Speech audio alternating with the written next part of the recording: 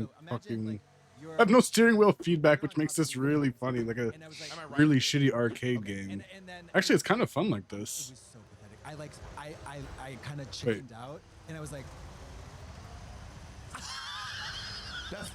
He Am was I like, crazy? no, No, something is fucked. I'd be like, yeah, seriously, it almost came to that. I was like, we're just gonna move on. We're just gonna move on. there was one time when a guy was riding me and I was like, choke me. I like if you're riding, just reach down and do a little chokey. Yeah, get a grip. And he would pull some of your shit. He was like, I was like, choke me. Yeah. I would rather put the fingers in the mouth or something like that. A good choke, But this, I can't do this. oh yeah, Bro, what the fuck is that? What are we doing? What are we doing? They want to feel exposed. Yeah, they want to feel exposed. What is that all about? They want to feel exposed. Like they want you to see. Well, why don't you just put one of those dental things you see all the teeth? I've been with one of those. Yeah, I've been with one of You those. like giving head? Yeah. You don't. I don't. I really. You like getting head? You want to eat the ass and then fuck. That's kind of all I want And then to do. top. I want to eat the ass or I suck the balls maybe. I want to, I love kissing. I'll suck a dick for sure, but like I'm not, I don't think I'm all that great at it. And I don't like, I can't like.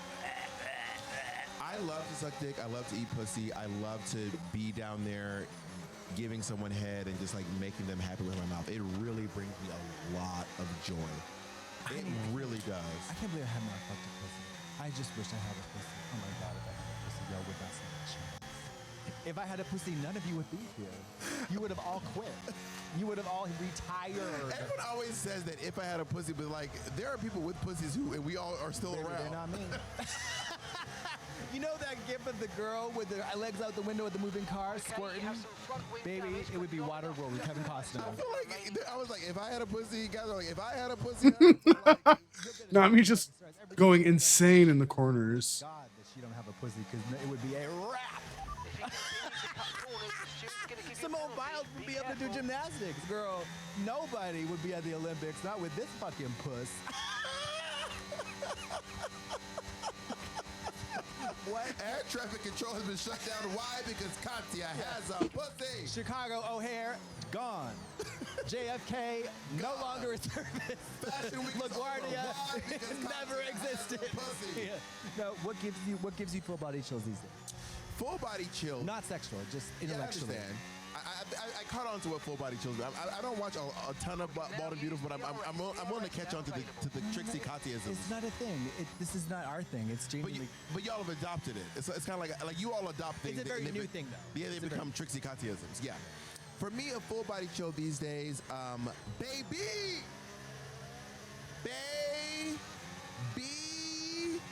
Slap me. I went to the motherfucking the Hollywood Bowl, and I saw Cynthia Erivo. Oh, I read the review. I heard it. She fucking shut that shit down. And Jesus Adam Christ. Lambert screaming at Jesus each other Christ, for an hour. Yes. She was Let me incredible. tell you all right now. Talk about that First of bald all, bitch. Cynthia was amazing. When I tell you Cynthia was amazing, it was amazing. Talk about bald and beautiful. No one's talking about Raul Esparza. The review did very much so. When I tell you he was the best part of that show, Raul. Cynthia retired. No, she was great. She was great. Yeah. No one is talking about Raul Esparza. No, they did in the review. Good. They really was- gave him his flowers. He was brilliant. I was he like Pontius Pilate? full body, yes, full body, literal full body You're like, chills. aneurysm. I got full body chills from Cynthia. I was expecting that. Yeah. I was expecting that. I used to listen to Raul Esparza on the Tick Tick Boom album way back in the day, the off-Broadway Tick Tick Boom. I was like, yeah, we love Raul Esparza. Was he in the Lion King? Yes, he was Sarabi. He played Beyonce's role in the original. But yeah, he was just so and it was his acting combined with his singing. Oh, see, that's good. Yeah. Incredible. Beautiful. Okay, final lap. Beautiful. Let's go. Raul. Final lap. Rebel, you better do that thing. You better thank your lucky stars I don't have a pussy. Because you would not have the range, honey. You would not have the range. So I got to the Hollywood Bowl, and I sit next to this lady who. Wait, so first of all, hold on. Let me interrupt you. Are you in those tiny little fucking folding chairs in those cement I'm in the blocks? folding chairs. There is about a half inch between each person. Yes. Claustrophobia. Surrounded by snacks. My snacks. And then the guy behind me has the moves. I have to pick up my entire kitchen with me. Girl, smush my it's chair the up. stress factor. Also, it's the stress factor. how should I feel about this? Because the part of me that loves to say no to people. Fuck, damn, I was cooking. He's sitting in my seat. Okay. So there's 6 of them. There's 6 in this little box. Yes. He's in the back left corner where the ticket I purchased, his seat was front and center. It is a better seat, but the problem that's like, but who gives you the authority to take my seat because you want to sit next to your friends? Part of me was like, you need to move, but also I had a better seat, so I let it go. Surrounded by my snacks, this lady next to me, she is this sweet lady, and she was like, oh, she sparked up the conversation. So I was like, hey, do you love, I see I'm a big fan of Juice because I know every word to the show. I've loved the show since I was in high school. I'm obsessed with the show. And she was like, I am a big fan of Raul Esparza. I said, oh, great, that's really cool. And then out of nowhere, she just goes, she just told me this random, she was like, my husband's gay. Oh. But she had tears in her eyes. And I was like, oh my God. And then she's like, I've never told anyone that. I told her about we're here. And then she was like, I've never told anyone what I just told you before. I don't know what it is. I just trust you to tell you this. And then her and I had this really moving conversation. Hey, not last. That's pretty good. She was, I'm finally in a point in my life where I can afford to go travel and see things. And I have a few years until I can't hear anything anymore. So I'm going to see every play, concert, every show. I'm going to hear everything. I'm so glad Cocktail doesn't have a pussy. Because I was just dinner that I like into the house. I'm going to sit on the couch while I do the laptop stuff, and I'm going to put on the stupidest, most vile thing I can think of to be in the background, which usually is Family Guy. But I can't do Family Guy anymore because I'll stop and watch it. Like, I literally love it. Like, I literally love Family Guy so much. And you know what I put on? Dumb and Dumber. No And it was awesome. It fucking ripped. It's the dumbest movie I've ever seen. It's so good. I used to really take comedy movies too. Used to be like, now they're so I feel like I should be setting up the car to be different to compensate for the rain, but like tightened and all like instead, has to have a purpose. And oh my God, I'm not even paying attention. Dumb and Dumber, canonically, when he's driving the limo, he causes an explosion that had to kill at least 4 people Be gone. while he's driving her to the airport. And that's how it should be. And that was what comedy movies used to be. Yeah. And now, no. No, none of that. I need 2 hours of like complete bullshit. I don't want anything to make sense. Like some of my favorite comedy movies, like it feels like they take place in like 40 different locations over like a 45-minute period of time. Yeah. Where like every joke just feels like they were like writing and then took like 6 days off and then were like, hey, I thought of a funny thing. Another place they could go. Another stupid thing they could say. I didn't know you could drive this fast in the rain. Yeah, there's something so sacred about like that style of thing. Like I'm so into that. Same with music. Like I love records that are just like you just feel like you're hanging out with somebody when you listen to it. Like yeah, there's so much inspiration in that for me. One of my favorite genres of music is the funny country song. Oh, totally. Do you know what I'm talking about? Yeah. I'm sure I've talked about it 17 times on this podcast, Oh. but I do love that Brad Paisley song. It's like, I love her, but I love to fish. Oh, yeah, dude. Are you kidding me? I had the like guitar chord book for that album. Let's go. It's still like in my childhood. Was that the album that had Celebrity on it too?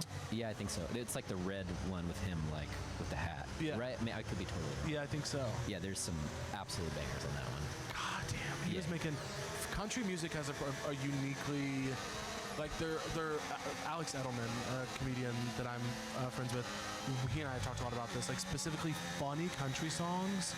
No other type of music has really captured the funny song as well as country has. Undeniable. There's some funny rap songs, but like funny country is like they're really getting into it over there. It like transcends, like everybody is into it. Yeah. Like, and it's such a naturally goofy ass, like, that's like, what the Yeah. hell?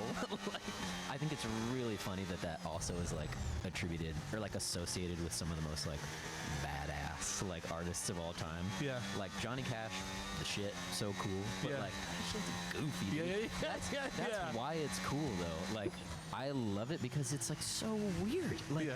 he's such a weirdo. Yeah. Like it's amazing. Like so just like uniquely himself, like And that. a character. Yeah, dude. Yeah, cartoon. Like the way that artists in general. I mean, I love an artist who takes on like a persona. Yeah. That's why I think drag queens are so cool. Yeah. But Johnny Cash being like the man in black is like, it's like that's silly. Like that's like- literally silly. It makes me want to go like, oh, Yeah, like, it's like okay, buddy. look at you. Sure you are. And get out there and do your thing. Yeah, go play that guitar. It's so silly to take on a persona in like a fun way. 100%. Those are like my favorite people. Like the people I look up to the most are just like primarily artists who like earnestly. I'd come back to earnesty. Like people who just like adopt the like most refined and intense version of themselves, and it like is so serious that it becomes like this reflection of how not serious everything is. Like Johnny Cash being the man in black is like the world is so gigantic. The like minutia of the insanity that is occurring on this planet is fucking crazy. But that dude is like, my world is me wearing my little black shirt. Yeah. You know what I mean? And I'm singing about the fucking railroad. Like, you know what I mean? yeah. It's such a like, it's a very. That's just like what I love about music is like, it's such a relief. Like you can go into that world for a little bit and like, yeah, it's just there's a lot of joy in that. Do you think you would ever do another project, like an alter ego project? That's kind of what this EP Really? is. It's like a very, it's not Fuck. like full out like character, but it's like very influenced by, I like grew up between Tennessee and Florida, and so it's very influenced by the like, the typical capital F Florida man. You Like, born in Jacksonville? close to Jacksonville. It's Amelia Island. It's like this tiny little island in between. It's on the Florida-Georgia line. Hey now. Yeah, speak. Goofy. Wow, I didn't know you were born on an island. My mom moved there when I was in elementary school. Wow. So my like stepdad is from there. So it was a big like moving back home. There's like 10,000 people on this island. Like it's like the Goonies. Like I would go there in the summer and like ride my little bike around and like smoke weed out of a Sprite can. You're smoking weed at that age? Yeah. Damn. No, that's not true. I was like, damn, you were cool. I was 13. Fuck, I'm getting cooked because I Yeah, fucking the first time Fuck, I smoked weed forgot to was there. fucking It was in shift up because I wasn't paying on the attention. island. I knew these twins named the Snyders. Ben and Zach, shout out. Shout out Schneider twins. Yeah, lock the Yeah, fuck I think I'm gonna in. see them. They're gonna come. We're playing in Orlando. I think I'm gonna see them soon. But they had an older brother who like bought us a bong, and they hid it in their closet behind this big stuffed animal of Sully from Monsters Inc. So I have like a fantastic memory of just like hitting this bong and then like looking over and like seeing Sully like unblinkingly just like. I was gonna say nothing like getting high in a closet with a giant monster. That's exactly, undeniably, yeah. That's how you want to do it. That's so funny. Undeniably, yeah. And then like their parents were there or something, and I like, oh my god, I like fell asleep in their bathroom. I like went to go and I like laid down on the floor. I can't believe that I didn't remember the story until now. I was laying on the floor, and then their mom came in and started shrieking because she was like, "Who the fuck is this kid?" Because I was like I would like go in the summer, so I would just like show up and I was like the summer friend to everybody, and I was just like on their floor, and she's like, "Ben, what the hell?" Like I'm like in like a full like Fear and Loathing Las Vegas like Hawaiian shirt, like no pants, like sprawled out on the ground with like a McDonald's hot cake in my hand, like yeah.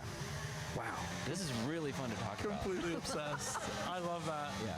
I hope that I have kids someday and that they do insane weird shit like that. Like I do want to come will. home to some madness. Oh, absolutely.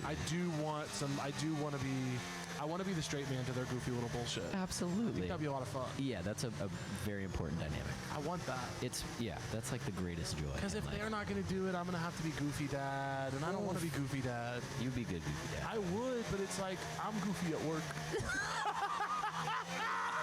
I wanna want to come be home. buttoned up at home. I want to be Mr. Serious. I want to be like, guys. Boys. Do you want kids? Yeah. Not again. Yeah, I got a lot of little siblings. Not again. On my dad's side, they're all like half siblings, and so I just like grew up around babies, and it's so much fun. It love is kids. so much fun. Yeah, me too. I feel like there was a point this year where I like genuinely thought I wasn't gonna do music anymore, and was like really asking what I wanted to do, and like preschool teacher that's like it. I feel like So good at that. I have so much peace like within me now, knowing that like whatever happens with like my dreams, I can like, I don't know, that's something that like would genuinely fulfill me so much, like just being around kids. Yeah. The only downside if you stop doing music though is that I'm gonna kill myself. Why would you High stop stakes. doing music? The stakes are high. I would never stop doing music, but like No, where I did that mean- feel? Because I will say, not to cut you off, but to tell you where the question is coming from. Obviously, I'm a fan. I would hate to hear that. But I do the same thing all the time where I tell myself, like, hey, we don't have to do this forever. I can go do something else. Yeah. What is inspiring you to even think about that? Okay, you got front wing damage. this year particularly just like a really hard tour. Like we were on the road. It's just so easy. Like I don't. Why are they telling me to pit on the last fucking lap? That would be It's just really insane. easy to stop Oh, and being able to see beyond. Jesus. How fast I went into that corner was insane. 2 months, like you're on show like 37, and your brain, just like as a survival tactic, is like, okay, this is your life now. It's really easy to just get so sucked into that bubble and like. Oh, fuck. I Fuck. don't know. I just like have these like flashes of me being like 45 with like chronic back pain. No, I was cooking. Freaks me the fuck out. But then I come home for 2 weeks, and like I'm like, oh my god, I would give anything to. Oh yeah, without the front wing, I'm. But yeah, I've never loved a show until it was over. I've only loved a show that I did back in the. I've only ever loved a show that happened a while ago. But you have fun when you're performing, right? Like, I have here's my trajectory with shows. First of all, touring as a comedian is so much easier and better than what y'all are doing. we did have the sound check conversation. I have to say, the sound check, the fact that y'all show up to a venue 7 hours before, that alone could make me jump off a building. Yeah. Y'all are really at the venue. Your job is really so much harder. And I will get to a venue. I've gotten to a venue when the show was supposed to start. Because I'll just walk up there. Or you Right. really can come later. The opener's already up there. I mean, not me because I host, but like, your guys' touring is so much harder. And then the amount of people you have to pay. When I went on tour with Annie DeRusso and I did that like 7-city tour just for fun. The coolest tour. Which was so fun and cool, and I'm really glad we did it. It was such an experiment, and like, it really was so much fun to do Yeah. like a co-headlining tour, a band, and a comedian. It was tough and interesting and weird, but it was great.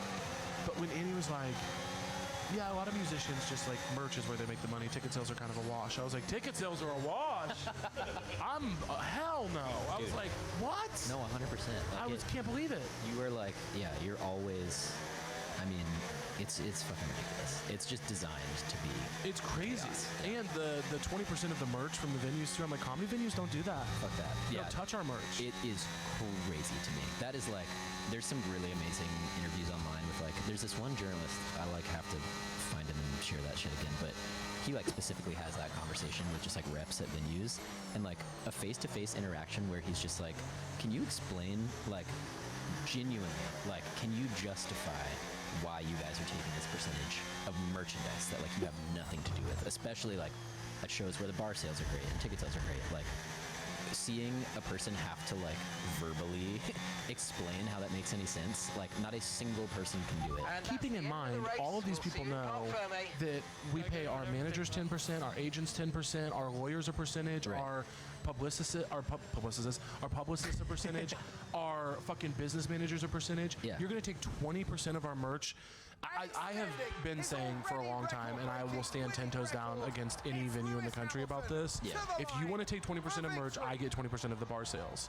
And if you don't want to do that, it's because you inherently know that that's crazy, and then you shouldn't be taking anything out of my merch. 100%. It's fucking nuts. 100%. Yeah. That is so crazy. But my trajectory with shows is Got me that pumped every up. show I have felt this way. Excited to see what I dread it every single second from the moment it gets announced until the moment it happens. I dread every show I've ever had to do. I don't want to do it. My body physically rejects the idea of it. What is the? Are you dreading your experience, or like what are you dreading? I dread having to go. I can't believe I have to show up at that place. I can't believe I've given myself a place I have to be. Right. I would dread. Think about me as someone. I said this once on the podcast, and someone told me there's a term for it. Apparently, I'm mentally ill, but. Then it was like, no. Someone was like, oh, my therapist told me that this is called like. It's like I don't know, like they said I was fucked up, but I dread everything that's on my calendar. It doesn't if someone put on my calendar 3 weeks from now, you have to go to a free blowjobs and money convention where they're just gonna like blow you and give you $1 million, but you have to come at 3 p.m. Right. I would be like, I don't think I can make it. Right. Like, I can't go to that. I would Like, be sobbing the entire way. I hate having an obligation, but I'm so great. And by the way, I'm grateful for it. I love it. I prepare for it. I take it very seriously. I have a very serious sense of responsibility about what it means to get on stage in front of people. Yeah. I think if you disrespect that, I think if you don't prepare for your show, if you get on stage too drunk or high to put on a good show, Yeah. I sincerely really do not fucking like you. Yeah, I think I think that's something a bad person would do. Sure. I don't know if they're bad people or not, but it's not nice and it's not respectful or responsible. Yeah. I really respect my audiences genuinely and like appreciate that they gave up a night of their life to be in a room with me. Yeah. And I love the time I'm on stage. From the second I start talking on stage to the second it ends, I have an amazing time, even if it's going badly. Right. I think there's a thrill involved in knowing that I can get it back. I just have to work at it. I love that part. Yeah. And then the second I'm off stage, for at least a little while, I go, you fucking fool, you idiot. Why did you do that? Why did you put yourself out there like Really? that? Oh my God. And Yeah. then later on, maybe like a day or a week later, I go, you're the king of being up there. You're the best at doing that. You Hell should do that yeah. all the time. Yeah. That was amazing what you did. 100%. That's crazy. Isn't okay? Now do that. That is fucking insane. That mental roller coaster is like your job. Yeah. Like that is so wild. What a wild thing to do routinely. Like that is crazy. That It's is the hardest so job in the world. No one has it uniquely worse. difficult. No one has it Agreed. worse. Agreed. No one has it Agreed. worse. Coal miners couldn't do what I do. No, not for. Let's see a coal miner do a Type 5. Yeah, is what I'm okay. saying. Best of luck, buddy.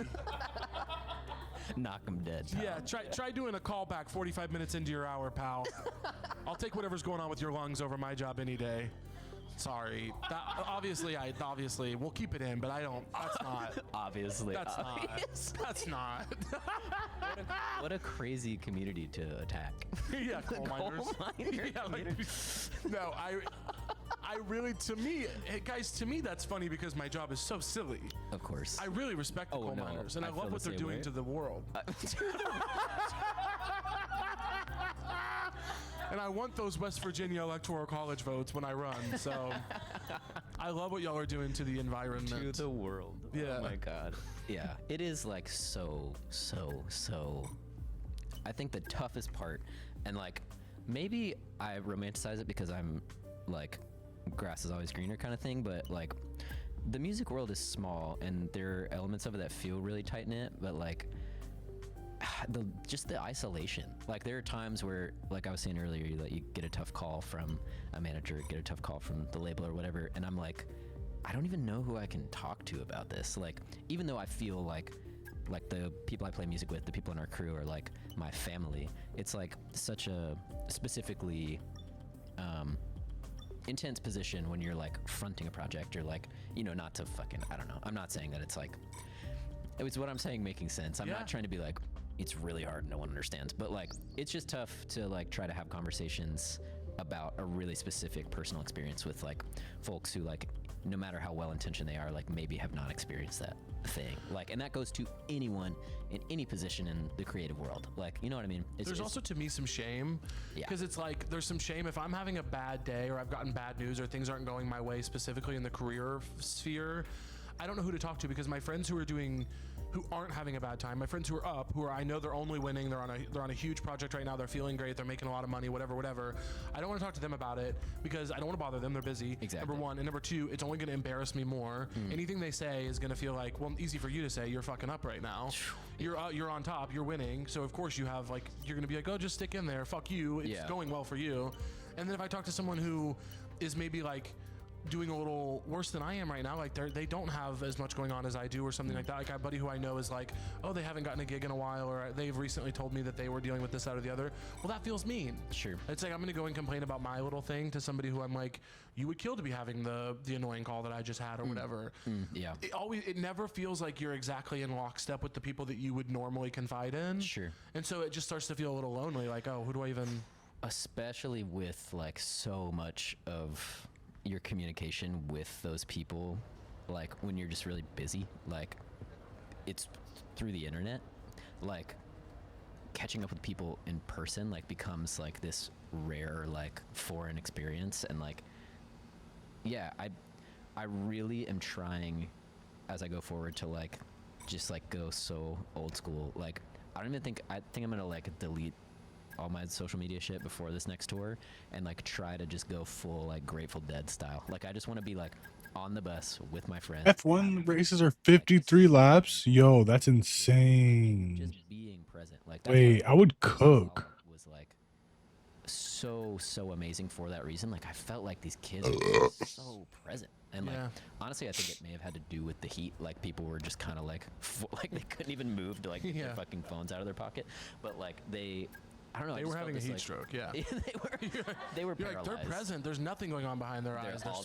They're sweating. They're falling down. They're being like airlifted out of the thing. Like they're so relaxed. Like they're dizzy. They're walking in circles. They're falling to their knees. They're chanting. They're yelling. They're screaming. Their skin is warm to the touch. They're red.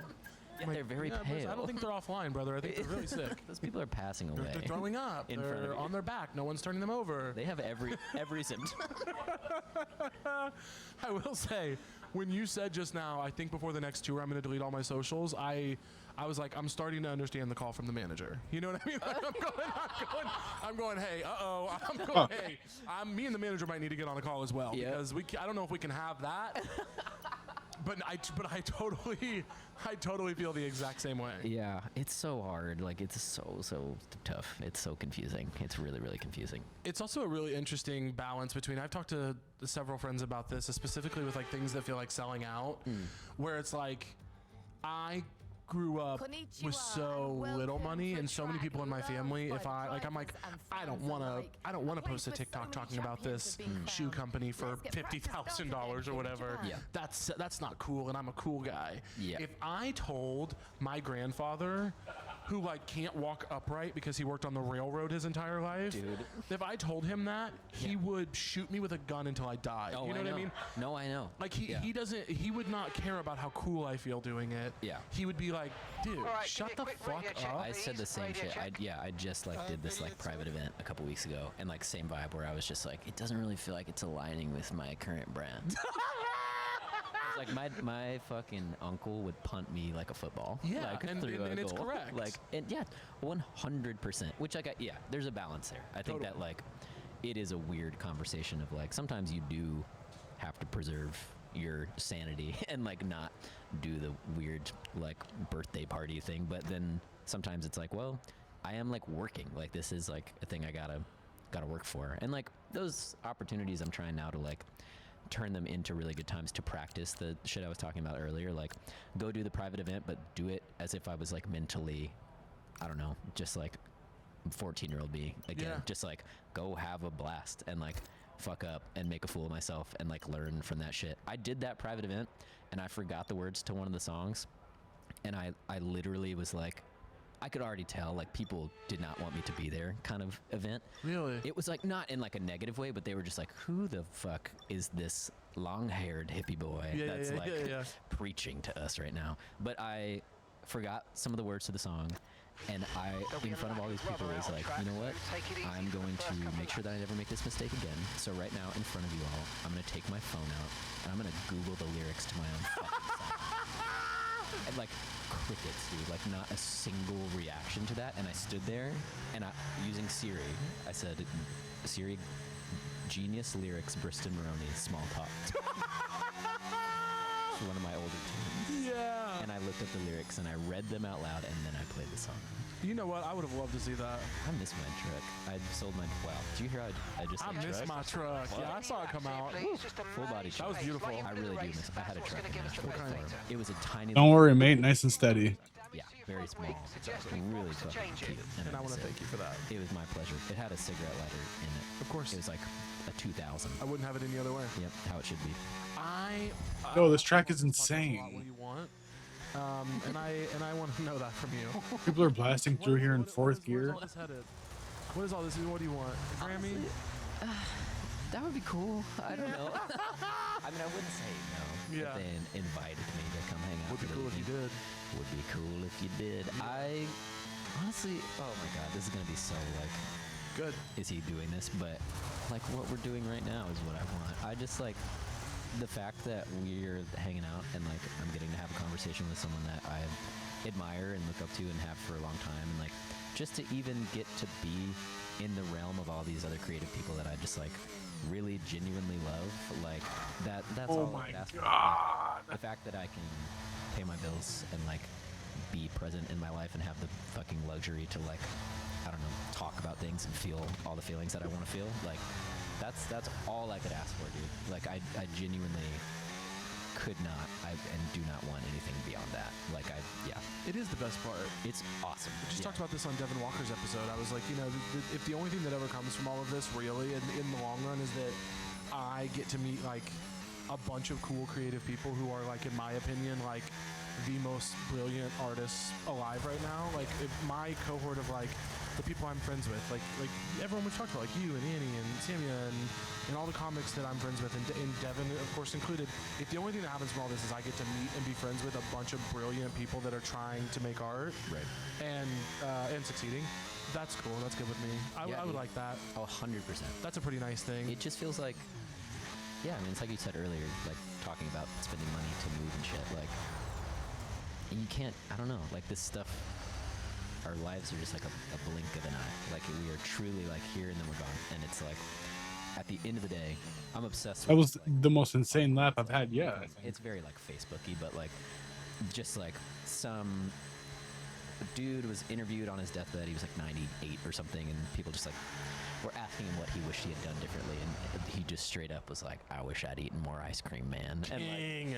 like, you know that's getting a lot of like thumbs up on Facebook, that kind of vibe. But I genuinely like, I love that shit. Like, it's just like, yeah, like there will be a moment where all of the pressure and all of the constructs that we have like placed on ourselves as creative people completely fucking vanish, and that day is inevitable for every person who does this thing. And like, I just want to, when that day comes for me, I want to like be able to look back and smile about the fucking great times I had with my friends. Like, truly, that is what I care about. My favorite is that you know, people are so obsessed with living longer and extending life, even if it's a not quality life. Not me, dude. People are obsessed with extending life. They want to live as long as they can, and so they always like to find a really old person and ask them like, "What's the secret?" Yeah. And my favorite is every fucking time, without fail, if you ask someone who's like 106, "What's the secret?" they will give an answer that is so disgusting. Oh my Like every God, single I time, they know. will be like, "Every hour, on the hour, since I was 11 years old, I have eaten a cigarette, and It's so fucking true. and I only drink Mountain Dew, It's true. and I have never taken a shit." And they were, and literally people will be like, "Wow, really? That's the secret?" And they're like, "Yeah, that's what I've done." Yeah. Are we It's done never here? something profound. No. It's never like I ran a mile every. Never, never. I did some heinous shit. Yeah, I lived a truly fucked up life. I didn't Yeah. want to make it this far. Every day I pray God will take me. You just won't. You I can't wasn't do some like sociopath yuppie who only drank spinach drinks every morning. it. No, dude, no.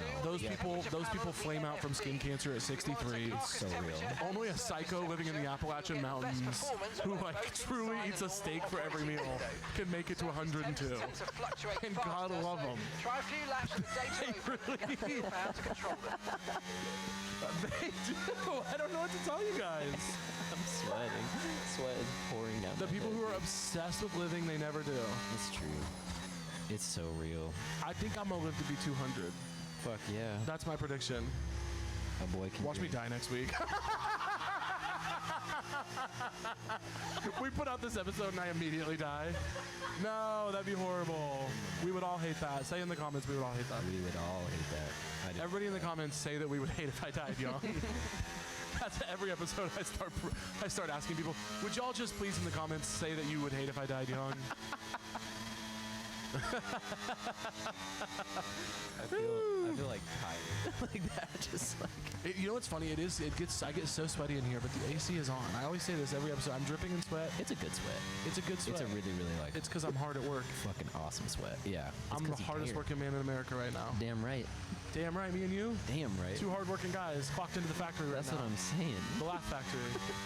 Well, that's a real. Yeah, that's a real place. Oh shit. Yeah, this isn't the Laugh Factory. There's not a 30-year-old guy with a 17-year-old girlfriend in here. Sure. Tag him. Tag him. Hey, get him, tag him. Would take not enough room in the comments to tag him. That's what I'm saying. You know. Well, I ask everyone on the show, what is so true to you? Bristen, What what's is so true to you? What is so true to me? I feel like I've said so true, like not even knowing that I've said that so many times on this episode. And You know, it's kind of catching on. Yeah, I will say. a fucking great phrase. Thank Did you? Was it easy for you to name this podcast? Were you like, I know exactly what I want to call it? No, I knew that I kind of wanted it to be a gay little phrase. Cool. Like I did, like I actually have somewhere, I wonder if I can find it. I actually have somewhere like a list of titles that I was thinking of for the podcast, and that would be kind of fun. That would be fun. I'll try to find it later. We'll probably do it on the Patreon. Check out the Patreon if you want to hear that list of names. But no, I was like, I want it to be a gay little phrase of some sort. Like I want it to be something that would just kind of roll off the tongue. It's so good. It's Yeah. like such a great name. Thank you. I didn't want it to be like the Caleb Heron Show. Sure. That felt a little too like, Sure. yeah. No, I feel you. What is so true to me? It's crazy how much my internal voice is going, say good vibes. There's like a man in my head who is like on fire, screaming that, say good vibes, bro. Say good vibes. It's what you fucking do. You love good vibes. Yeah. What is so true to me? I'm going to try to find a better way to say good vibes. What does good vibes mean to you? Good vibes are so true, but in I what way? don't know. I do not like this hole that I've dug. What is true to me? What's so true to me?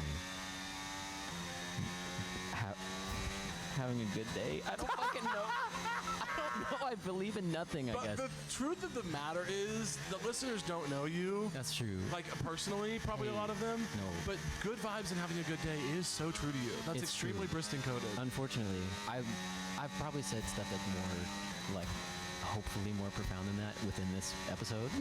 So I'm going to leave that there if you want to check that out. But my answer to this will be having a good day and good vibes. Yeah. What's your favorite day? What's a good day to you? I'm a classic Saturday boy. You That's a fine with me Saturday every boy? time. Hell's wrong with me? Yeah, because you're fresh off a Friday where you had some fun. Sunday is like the Sabbath. Well, Sundays for worship and our Lord. If you go really Christian, Sunday, well, we all know what we do on well, Sunday Sunday. we worship the Lord. Sunday we work. You Yeah. know? Yeah. I like Saturday a lot. I feel like in the past 5 minutes, my brain just shut off. I just went got somewhere else. really stoked. Like, when you were saying all this stuff about people living a long time, it just made me laugh so much, and then I kind of forgot that I was, like, on a podcast. Yeah. I was just watching you, and then now Well, you got blissed out on the idea that you and I might live forever. Yes, I The do. magic we created here today might even live longer than us. I like that concept a lot. Yeah, you got blissed out on that. Yes, yes. That can be really blissful. Indeed. I My like podcast will live long after me. Isn't that wild? My podcast, for better or for worse, Could my you podcast is going to outlive me. maybe the next, because remember they sent the like gold record to space or whatever? Boy, do I ever. Have you talked I about had a whole podcast about that. Are you fucking kidding me? I did. Wait, what? Keeping Records. It was back in the day, but Shelby Wolstein and I had a podcast called Keeping Records where we only talked about the golden records that NASA sent into space. Are you kidding me? No, Oh my God, that's became obsessed amazing. with them. I can't believe I have not ever talked about that. That's I read crazy books that- about it. I became obsessed with the golden records for a while. Wow. Is that something you would like want to do? Like, would you want to like have a record with one of your episodes on it and blast it off into? I wouldn't do that to the aliens. I wouldn't send them a gay podcast. I probably wouldn't allow a gay guy to talk on there. Sure. I would allow a gay guy to paint or sing or something. I would never allow a gay guy to speak Oh. to the aliens. No. We Lest they think that everyone down here is like that. Yeah, we don't want them to We get don't want the that wrong to idea. Get the wrong idea. Yeah. I would probably be the only gay guy I trust to talk to the aliens. Sure. And actually maybe the only human in general. I do think me and the aliens, if we could get in a room together, I think we could figure some stuff out quickly. Sure. I do trust my ability to interface with them. 100%. I think they would like me. I think they would see me as real. I think the aliens would understand that I am a man of the people. I love that in your alien world they value like real respects real. they have They like, value realness. they have like the most complex technology like in all of history, but they're like, we just fuck with a dude who's like himself. Yeah. They're like, no, this dude's like fucking down to earth. Yeah, that dude's chill as hell. He's cool as fuck. He has like humble Midwestern roots. He's cool. They I like fuck that with about him. He has really good music taste. I legitimately think if I was in a room with the aliens and they were like, we want to destroy humanity, I'd be like, they're not even fucking worth it, dog. Like, focus on you. Like, You don't wanna like, do get your own stuff together. Like, focus on what y'all have going on. Yeah, bliss like, out. We can hang out, but like, don't even like destroying them would like literally make you. It would bring you down to their level. You're better than that. about humans. Yeah. Yeah, 100%. And I'd be like, take me with y'all. I hope that conversation gets to go down. Yeah. I really hope that there's a day where that conversation is had. And straight up, you know how most people who get abducted by aliens come back and like tell everyone about it and rat out the aliens? True. I wouldn't tell anyone. You are not a snitch. Yeah, if they were like, what happened up there? I'd be like, there was no up there. I never saw an alien. And then I'd like look at the sky and wink, and the aliens would be like smiling at me, and Yeah. they'd be like, he fucking kept his word. Yeah, dude. They just go. Yeah. Fuck, I'm gonna start crying. That's okay. I really want the aliens to love and respect me. They will. I don't believe in them. It's a but matter of time. I hope they're real. I 100% am so into it. You think they're out there? Yeah, I'm like, we don't have to do. I don't have to talk about that, but No, expose I the do like beliefs. it. I'm like, it's just so fun to me, dude. That's such a fun option. Like, of all the ways that like we will inevitably crumble, like I really dig the concept of like there being an intergalactic battle kind of situation. I do think we would lose so bad Oh, it wouldn't last long because we're not good at being coming together. No, we're not. And yeah, that's one of our greatest weaknesses. Do you know that song "Earth Is Ghetto"? No. It was like a big. Wasn't that a big TikTok song? Do y'all know that one?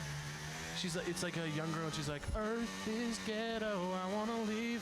And she's like asking the aliens to come and pick her up.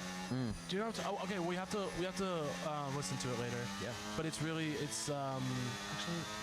well, no, we're gonna have to cut it anyway because of we have to make money on this show. We can't No, just I put in music understand. wherever we want. True.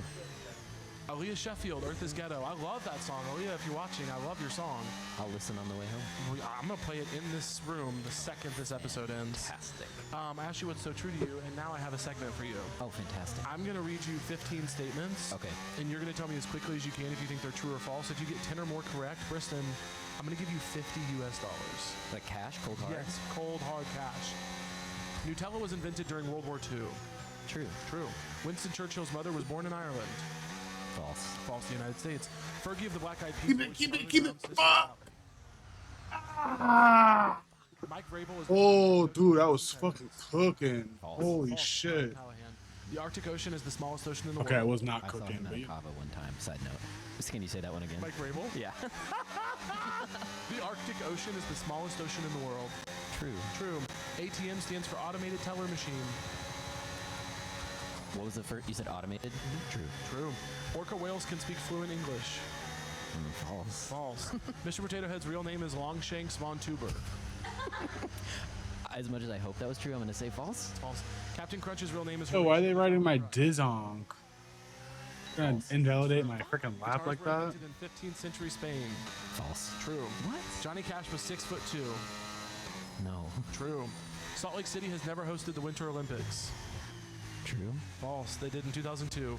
Lipscomb University's mascot is Lou the Bison. I went there for 1 year and then I left there. Sorry. True. True. Uber and Lyft were founded by two feuding brothers. That's really cute and hopefully true.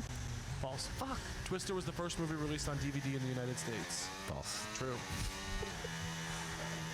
I thought that like being confident would change. I That was is an trying to like approach that people take. sway you into lying. People take the confidence approach, and people also will take the like litigating the math out loud approach, where they'll be like, well, Chevy is a car company, and then of course trees exist in the woods. So true, and it'll have Like nothing to do with it. Yeah, there's a bunch of different approaches to that. You went on a pretty good run there, though. Thank you. Yeah. I love that kind of shit. I kind of love being wrong in those games. It makes me feel like there's like hope to like learn more. I love I'm super bad at it. I'm super bad at a lot of things, but I like being bad at them because it's like, well, maybe tomorrow I'll be better at it. See, give me something to do. Briston, there's this dreamy quality about you that's very lovable, and it's the having a good day and good vibes being so true and doing really bad at trivia and walking away. I'm just happy to be here. Walking away positive that you have more to learn. This is what makes people fall in love with you. Thank you. I'm trying to just be honest. I don't know what it is about that corner. I just can't do it. I'm so glad that you came on the podcast. Thank you. This is like truly one of the best days I've had in a long time. I This is awesome. literally Thank love you so much. I love you too. Thank you for being on. Thanks for having me. And I This was can't wait for awesome. your EP. I'm a huge fan of your music. I'll send it to you. Please do. And It's anyone who, if ridiculous. you haven't listened to Briston's music, which I would find surprising, go and listen to it. You can find Briston on the internet for a little bit longer. and then maybe never again. Until my fall tour. Until the fall tour. Thank you so much. Thank you for having me.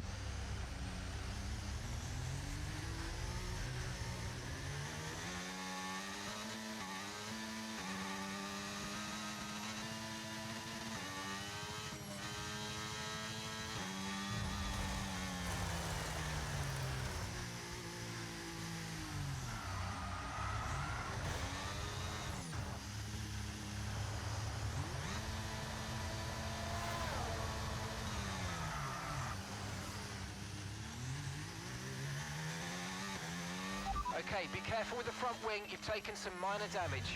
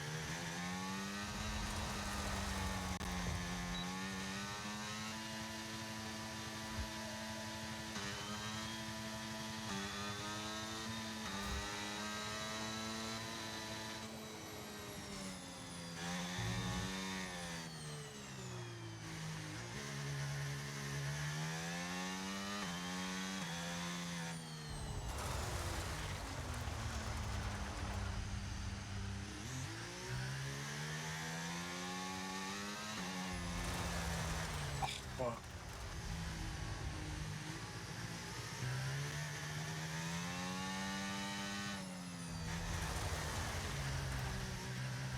Well, I don't know what the.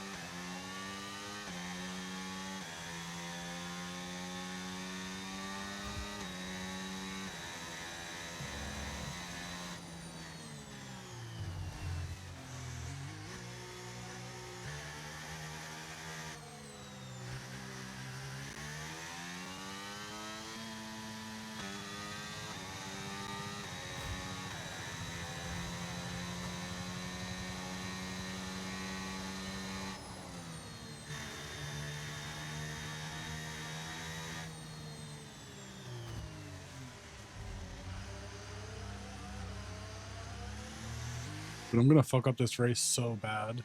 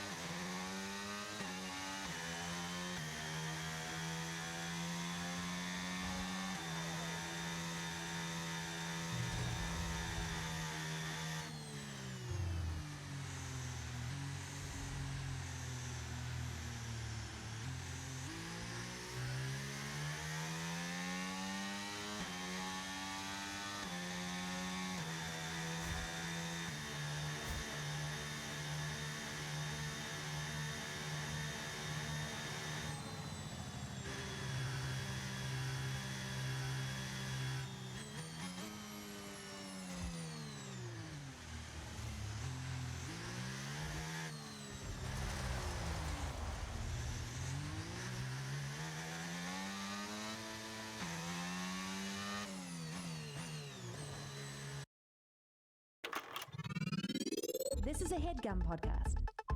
Who I am on stage and off stage are pretty similar. Yeah. I'm not just like, you know, and let's be positive, and then I'm like, don't look at me. PAs cower in fear when you come down the hallway. Like, nah, that's not it for me. Whoa, okay, rock on. Hopper, no. Hopper, no. Are you watching that show? I did watch it, yeah. You've seen all of them. I have. I have only seen a couple episodes. Yeah. And I feel like I need to lock in. Yeah, it's always good. Mike White knows what's up. He's Once a they good got writer. Walton Goggins, I was like, it's time for me to get serious. We had him in Righteous Gemstones and that at the same time. Yeah. going from Baby Billy to his crazy ass character. They're both crazy, but for different Walton reasons. Goggins is an American icon. He's a treat. I love him. Did you ever watch The Shield? I didn't. I watched. Were you a fan of The Shield? I did not see that coming. Dude, no, I watched, for some reason, when I was like 15, I got obsessed with The Shield. Yeah. Because I loved him and Michael Chiklis. I was like, I need to be, and CCH Pounder. These are my guys. These are my guys. And I watched all of, I should not have been watching The Shield at that age. Yeah. I watched all of The Shield twice. Twice. I loved it. You were a Shield stan. I was a Shieldinista. Practice is I loved it. I watched the whole thing, and that's when I fell in love with Walton Goggins. Yeah. My guy. He's great. I didn't even know he could do, it was such a serious role he was playing. Yeah. And then the first time I saw him in a comedy, I guess, was probably like season 1 of Righteous Gemstones. And then didn't he? I didn't watch this either, but on Sons of Anarchy, what didn't he wear women's clothing or something? Am I making this up? Did he wear women's clothing on Sons of Anarchy? Guys, was this a TikTok that led me astray? I don't know. I've never seen that show. In fact, I don't really know what it is. I don't really know. In fact, I'll go one further and tell you. Motorcycles? Wait, can we pull it up? Him? Guys, don't let TikTok have led me astray. See, Oh. right? That's him. Why is he stunning? Gorgeous. No, why is he eating down? What the fuck? Chance, go one more to the right. Put I was this one on the right. screen for the Wha- episode. Whoa. He's eating down. Where are those boobs? Popper, yes.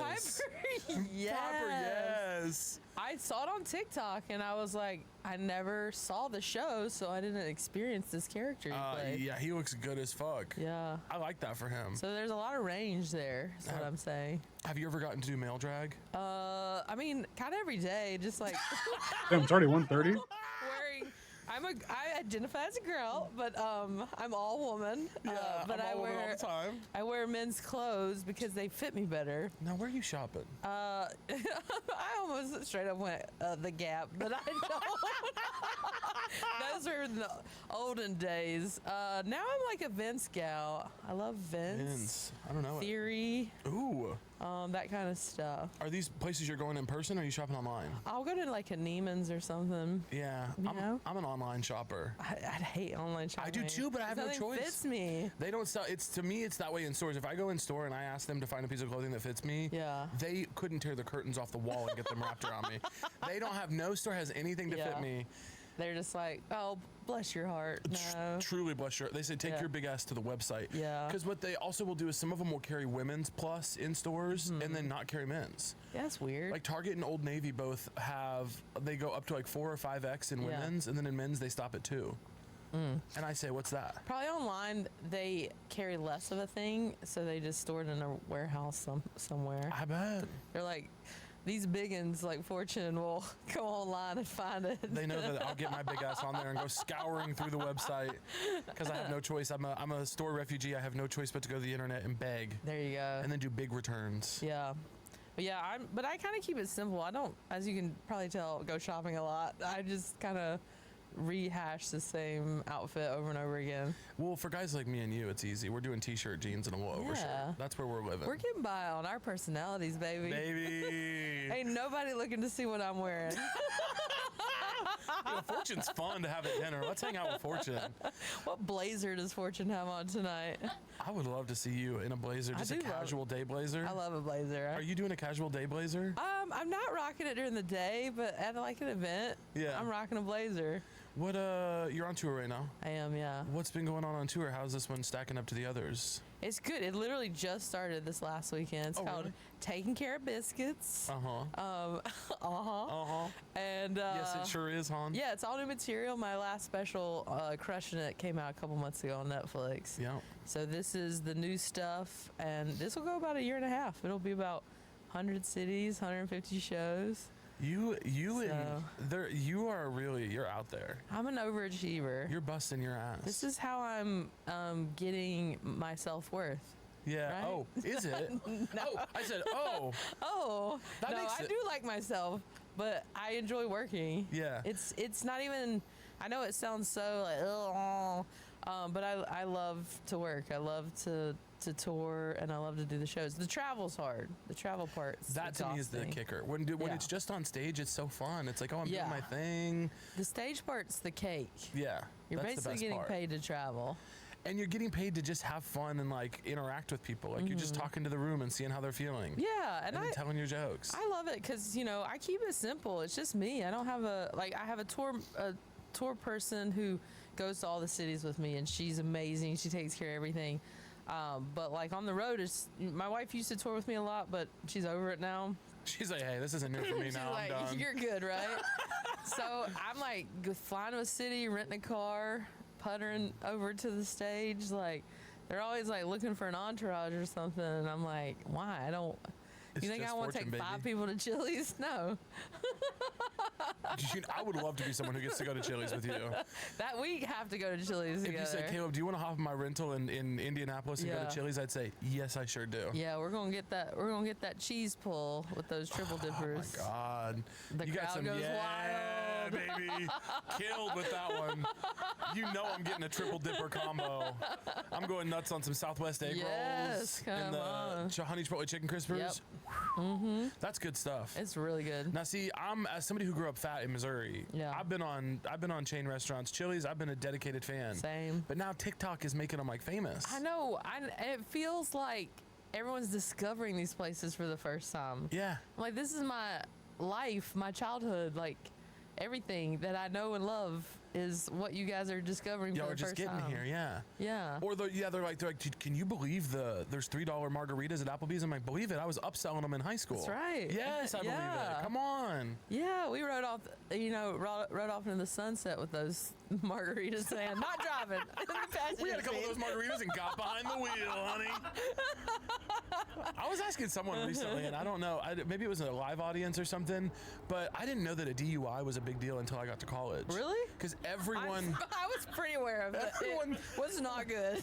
Everyone where I grew up had one. Really? Like. Yes. Oh, no. They put the fear of God in us. We were not to do that. North Carolina, where you're from, is like crazy strict about driving. Yeah. You guys have like, I had a friend who got pulled over for speeding in North Carolina, and they were like, we're the strictest in the country. They love it. I mean, my mom's always like, when you're driving from Charlotte to Raleigh, you better slow down. Yeah. Yeah, because they're bored. They just sit out there and wait for you. I got like advice from a rental car company in Charlotte once. They were like, while I was picking up the car, he was like, hey man, this isn't like other places. Don't speed out here. I don't know if maybe they need the money. Like maybe that's how they're doing it over there. They're just like, y'all better round them up. Yeah. Get those speeders. Better round them up. Get that money for the state. How did your podcast Handsome with Tig and May? Yes, we got so you to do a question. We haven't used it yet. It's coming. Well, I fucked it up like 4 times. Poor Fortune messaging me and being like, hey, here, super simple ask. Do you want to do a question for the show? Here's the parameters. I missed like 3 of the parameters on the first one. Second one, I asked a question that everyone's asked like an idiot. Truly, you had to message me like 5 times and be like, hey, loving the effort. Oh, wait, you have to do the whole session? No, I'm not going to do the whole thing today. That'd be crazy. Great. No, it doesn't feel correct. Might be. I messed it up so many times, and it's been so long since I sent in the right one now. I was like, who knows if they'll use it? Fortune might have gotten sick of me, actually. We will. How did that, I'm interested in how that came about. Tig reached out to May and I and just wanted to do a podcast that was kind of like, gay friendly. Didn't know what that. Are y'all gay? We're pretty gay. Oh, okay, cool. Yeah. I'm like, wait a minute. My wife thinks so. Yeah. Pretty gay.